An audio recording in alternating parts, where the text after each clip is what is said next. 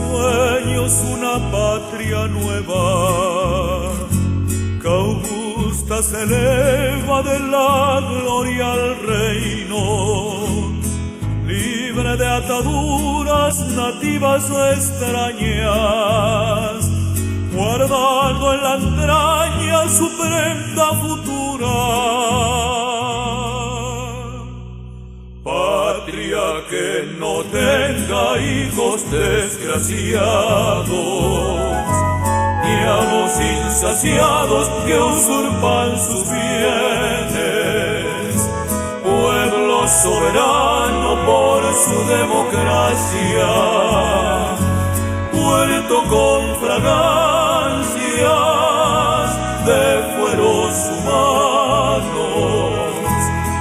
Es un paraíso sin guerra entre hermanos, rico en hombres sanos de alma y corazón,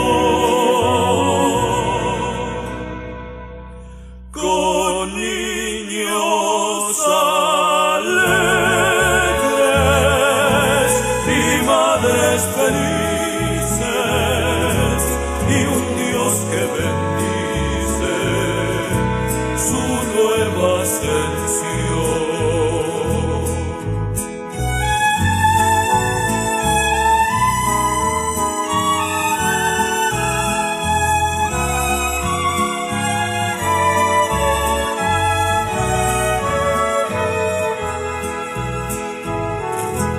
Patria sin murallas para el pensamiento, libre como el viento, sin miedo a metrallas, la nación modelo que por su cultura se eleve a la altura de todos los cielos,